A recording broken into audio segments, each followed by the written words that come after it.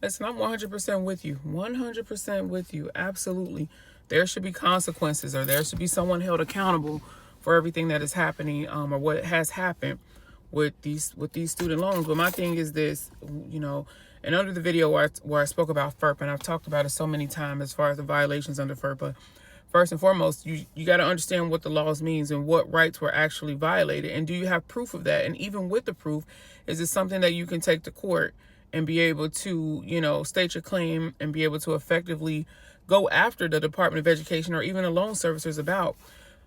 We have a lot of borrowers who are, and a lot of people in general that are, putting information out here, but no one has actually requested any documentation. What do you have to support these claims that your privacy was violated? What do you have to support that your rights were violated? Do you even know what rights were violated? So for me, first and foremost, when these lawsuits come about, we have a huge lawsuit, the American Federation of Teachers, that sued the Department of Education. Look for even lawsuits within your state where attorney generals have sued the Department of Education, and read through those lawsuits to see exactly what it is that they are suing under and what those particular set of laws are, so that you have an understanding of, in your own situation, where was the harm at for yourself. Because it's one thing for us to be out here spewing our rights were violated. What rights? Do you know what rights were actually violated?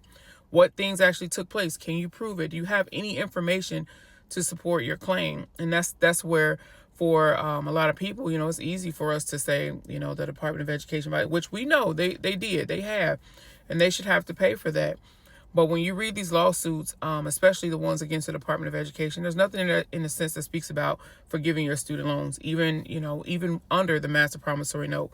When the Master Promissory Note is brought up in these lawsuits, there's nothing that ever speaks about forgiving the federal student loans. The federal student loan system, the law centered around it, is extremely complex. And don't get me wrong, because I'm in the process myself of studying student loan law, but it's extremely complex, and you have to have someone that can go in court and fight it beast mode, but that doesn't mean that it's nothing that you can do about it. But yeah, you have to know how you were harmed, what laws were actually violated, and how to actually be able to go out and stand in the court of law and get your point across effectively, and get your claim across effectively. So yeah, just first and foremost, get the Master Promissory Note, read over the laws that's in the Master Promissory Note. Also, the Privacy Act, you talked about the Privacy Act. Do you understand the Privacy Act? If you haven't, you got to go read it, and that way you're not just, we ain't talking about it, but, actually starting to be about it, if that makes sense.